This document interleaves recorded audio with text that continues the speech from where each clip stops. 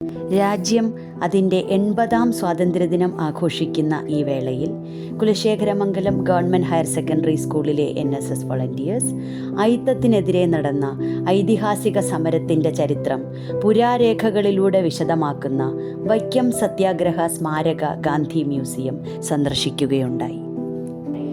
ഇന്ത്യയുടെ സ്വാതന്ത്ര്യ സമരത്തിലും കേരളത്തിലെ സാമൂഹിക രാഷ്ട്രീയ പ്രക്ഷോഭത്തിലും പ്രമുഖ സ്ഥാനമായി മാറിയ വൈക്കം സത്യാഗ്രഹത്തിൻ്റെ വഴികളിലൂടെ സഞ്ചരിക്കാൻ കഴിഞ്ഞത് ദേശസ്നേഹത്തിൻ്റെ, സ്വാതന്ത്ര്യബോധത്തിൻ്റെ പുതിയ തലങ്ങളിലേക്ക് എത്താനായി സാധിച്ചു.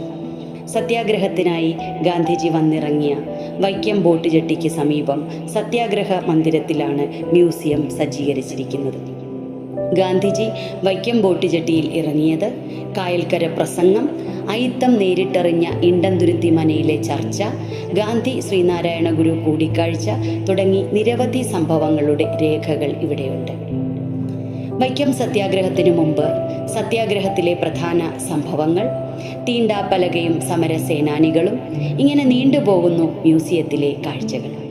സമരസേനാനികളുടെ ചിത്രങ്ങൾ ഉൾപ്പെടുത്തിയ photo gallery, art gallery, research centre, ഉദ്യാനം, mini theatre, interactive screen, interactive kiosk എന്നിവയും ഒരുക്കിയിട്ടുണ്ട്. പൂർണ്ണമായി ശീതീകരിച്ച 4 ഹാളുകളിൽ ക്രമീകരിച്ചിരിക്കുന്ന ഡിജിറ്റൽ രൂപത്തിലുള്ള പുരാരേഖകൾ, രേഖാചിത്രങ്ങൾ, പകർപ്പുകൾ, ഡോക്യുമെൻ്ററി പ്രദർശനം, ഗാന്ധി ഗാലറി എന്നിവയാണ് മറ്റ് സവിശേഷതകൾ. വൈക്കം നഗരസഭയുടെ കെട്ടിടത്തിലാണ് മ്യൂസിയം സ്ഥിതി ചെയ്യുന്നത്. സംസ്ഥാന പുരാവസ്തു വകുപ്പാണ് വൈക്കം സത്യാഗ്രഹത്തിൻ്റെ ചരിത്രം പറയുന്ന ഈ മ്യൂസിയം തയ്യാറാക്കിയിരിക്കുന്നത്. നഗരസഭയും പുരാവസ്തു വകുപ്പും തമ്മിലുള്ള കരാറിൻ്റെ അടിസ്ഥാനത്തിലാണ് ഈ മ്യൂസിയം കൈകാര്യം ചെയ്യുന്നത്.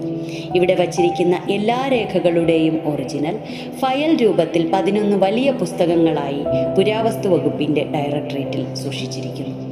സഞ്ചാര സ്വാതന്ത്ര്യത്തിനും അയിത്ത ഉച്ചാടനത്തിനുമായി ഒരു സമൂഹം മുഴുവൻ ഒന്നിച്ചതിൻ്റെ ചരിത്രം യുവതലമുറയ്ക്ക് പകർന്നു കൊടുക്കുന്ന സ്മാരകമായി വൈക്കത്തിൻ്റെ ഹൃദയഭാഗത്ത് ഈ മ്യൂസിയം ഇന്നും നിലകൊള്ളുന്നു. നമ്മുടെ രാജ്യം അതിന്റെ സ്വാതന്ത്ര്യദിനം ആഘോഷിക്കുന്ന അവസരത്തിലാണ് NSS വോളണ്ടിയേഴ്സായി ഞങ്ങൾ വൈക്കം സത്യാഗ്രഹ മെമ്മോറിയൽ മ്യൂസിയം സന്ദർശിക്കാൻ അവസരമുണ്ടായത്. ദിവസത്തിൽ ഒരു തവണയെങ്കിലും സ്വാതന്ത്ര്യത്തെക്കുറിച്ച് പറയുകയും തർക്കിക്കുകയും ചെയ്യുന്ന ഞങ്ങൾ ജെൻസിക്ക് ആ മ്യൂസിയത്തിൽ കണ്ട കാഴ്ചകൾ, വ്യക്തികൾ സ്വാതന്ത്ര്യത്തിന്റെ ശരിയായ മൂല്യം മനസ്സിലാക്കി തന്നു. ജാതിക്കും വർണ്ണത്തിനും തൊഴിലിനും അപ്പുറത്താണ് മനുഷ്യൻ എന്ന 4 അക്ഷരവും.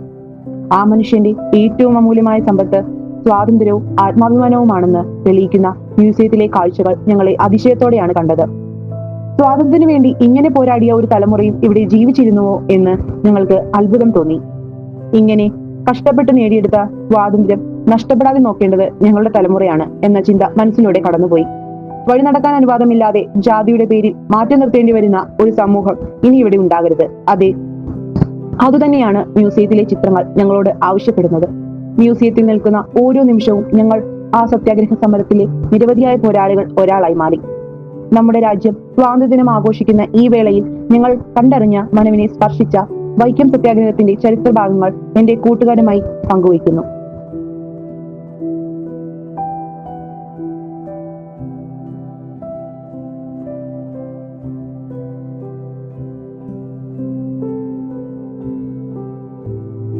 മധ്യ തിരുവിതാംകൂറിൽ വേമ്പനാട്ട് കായലിന്റെ കിഴക്കേ കരയിലെ ഒരു ക്ഷേത്ര നഗരമാണ് വൈക്കം. ഇവിടുത്തെ പ്രസിദ്ധമായ ശിവക്ഷേത്രം 20ാം നൂറ്റാണ്ടിന്റെ തുടക്കകാലം വരെയും ജാതിവാദത്തിന്റെയും യാഥാസ്ഥിതികത്വത്തിന്റെയും നെടുങ്കോട്ടയായിരുന്നു.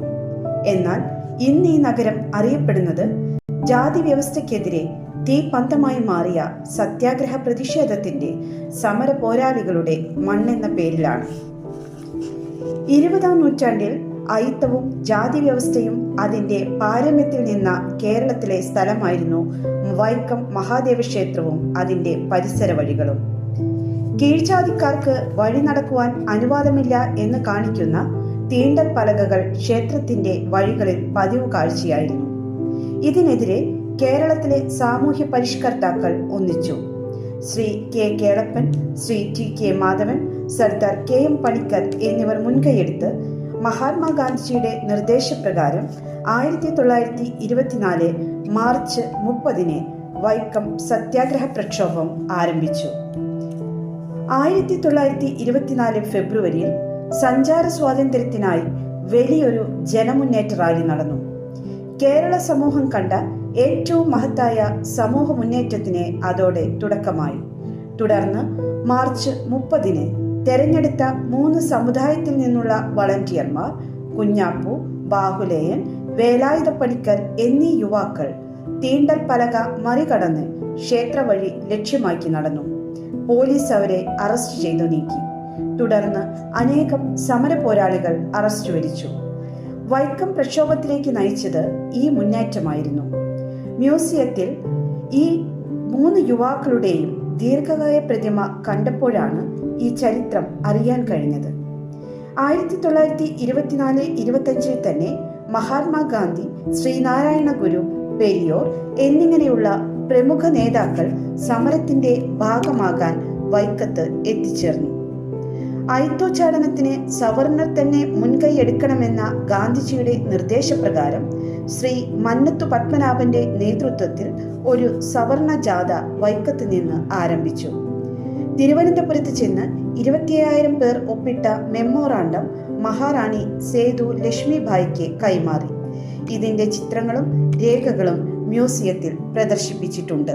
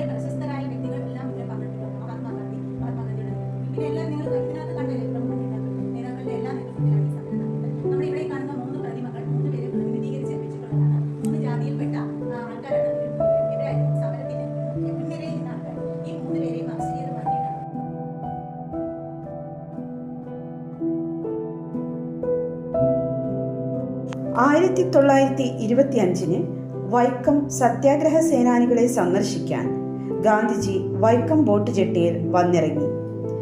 ഗാന്ധിജി വന്നിറങ്ങിയ ഈ ബോട്ട് ജെട്ടിയും ഞങ്ങൾക്ക് സന്ദർശിക്കാൻ സാധിച്ചു. ഗാന്ധിജിയുടെ സന്ദർശനം രേഖപ്പെടുത്തിയ ഫലകവും തിരുവിതാംകൂർ രാജവംശത്തിന്റെ ശംഖുമുദ്രയും സത്യാഗ്രഹത്തിന്റെ സ്മരണയ്ക്കായി നിർമ്മിച്ച ശില്പങ്ങളും ഇപ്പോഴും ചരിത്ര നിമിഷത്തിന്റെ സ്മരണ നിലനിർത്തുന്നു. വൈക്കത്ത് ബോട്ടിറങ്ങിയ ഗാന്ധിജി ജനങ്ങളുമായി സംവദിച്ച സ്ഥലവും ഞങ്ങൾ കണ്ടു. ഇന്നത് PWD റെസ്റ്റ് ഹൗസാണ്. അവിടെ നിന്നപ്പോൾ ഒരു നിമിഷം വൈക്കത്തിന്റെ പ്രിയ കഥാകാരനെ പോലെ ജനത്തിരക്കിൽ ഒരു കുട്ടിയായി ഗാന്ധിജിയെ തൊട്ടതുപോലെ തോന്നി.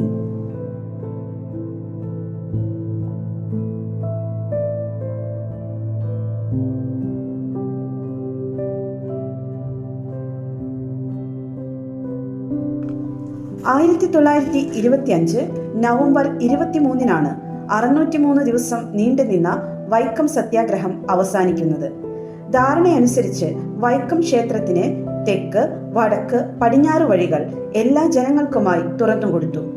ചരിത്രപ്രസിദ്ധമായ ഈ ധാരണാപത്രവും മ്യൂസിയത്തിൽ പ്രദർശിപ്പിച്ചിട്ടുണ്ട്. ഈ മ്യൂസിയം സന്ദർശന വേളയിൽ ഞങ്ങളുടെ മനസ്സിലുടക്കിയ 2 ചിത്രങ്ങളുണ്ട്. ആറാട്ടുപുഴ വേലായുധ പണിക്കരുടെയും ആമച്ചാർ തേവരുടെയും. ഇത്രയും ധീരരായ വിപ്ലവകാരികൾ ഈ നാട്ടിൽ ജീവിച്ചിരുന്നു എന്നത് അതിശയത്തോടെയാണ് ഞങ്ങൾ കണ്ടത്.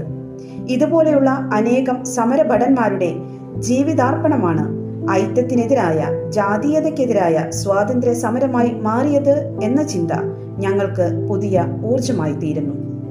നിറത്തിന്റെയും ജാതിയുടെയും അതിർവരമ്പുകളില്ലാത്ത സ്വാതന്ത്ര്യം ഞങ്ങളുടെ അവകാശം മാത്രമല്ല, ഉത്തരവാദിത്വവും കൂടിയാണെന്ന ബോധ്യം ഈ മ്യൂസിയം പുതിയ തലമുറയ്ക്ക് പകർന്നു നൽകുന്നു. ധീരരായ സ്വാതന്ത്ര്യ സമര പോരാളികൾക്ക് മുന്നിൽ NSS യൂണിറ്റിന്റെ പ്രണാമം. സ്വാതന്ത്ര്യത്തിന്റെ പവിത്രത ഒരു NSS വോളണ്ടിയർ എന്ന നിലയിൽ, അതിലുപരി ഭാരതീയ പൗരൻ എന്ന നിലയിൽ ഞങ്ങൾ കാത്തുസൂക്ഷിക്കും. ജയ് ഹിന്ദ്. ചരിത്രം പൂർണ്ണമാകണമെങ്കിൽ വൈക്കം വീരൻ എന്ന പേരിൽ അറിയപ്പെടുന്ന പെരിയോരുടെ ജീവിതവും പ്രവർത്തനവും കൂടി അറിയണം. അതിനാൽ വൈക്കം മ്യൂസിയത്തിൽ നിന്ന് ഞങ്ങൾ പോയത് വൈക്കം വലിയ കവലയിൽ സ്ഥിതി ചെയ്യുന്ന തന്തൈ പെരിയോർ മ്യൂസിയത്തിലേക്കാണ്. 1985 കേരള സർക്കാർ വൈക്കം വലിയ കവലയിൽ നൽകിയ 84 സെന്റ് സ്ഥലത്ത് തന്തൈ പെരിയോർ സ്മാരകം പണിയാൻ അന്നത്തെ തമിഴ്നാട് മുഖ്യമന്ത്രി MGR തീരുമാനിക്കുകയായിരുന്നു. വൈക്കം സത്യാഗ്രഹ ശതാബ്ദി ആഘോഷത്തോടനുബന്ധിച്ച് 8,14,00,000 രൂപ മുതൽ മുടക്കി തമിഴ്നാട് സർക്കാർ സ്മാരകം നവീകരിച്ചു. സ്മാരകത്തിന്റെ പ്രധാന കവാടം കയറുമ്പോൾ തന്തൈ പെരിയോറിന്റെ വലിയ പ്രതിമ സ്ഥിതി ചെയ്യുന്നു. 6 അടിക്ക് മുകളിലാണ് പ്രതിമ സ്ഥാപിച്ചിരിക്കുന്നത്. വലതുവശത്താണ് 2 നിലകളിലായി മ്യൂസിയം. ജീവചരിത്രം, സമരചരിത്രം എന്നിവ കൂടാതെ പെരിയോറിന്റെ പ്രവർത്തനങ്ങളെ സംബന്ധിച്ച് തമിഴ്, മലയാളം, ഇംഗ്ലീഷ് ഭാഷകളിലുള്ള രചനകളും സ്മാരകത്തിലെ ലൈബ്രറിയിൽ ഉണ്ട്.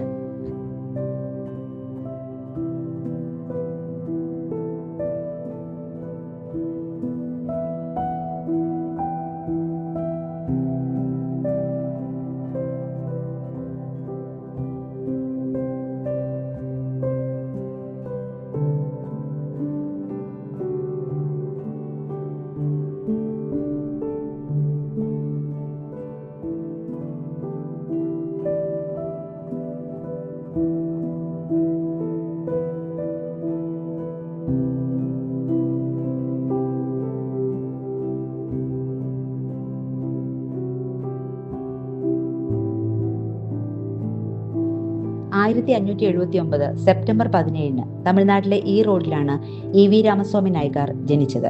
യുക്തിവാദിയായ അദ്ദേഹം വിദ്യാഭ്യാസാനന്തരം സാമൂഹ്യ പ്രവർത്തകനായി മാറുകയായിരുന്നു.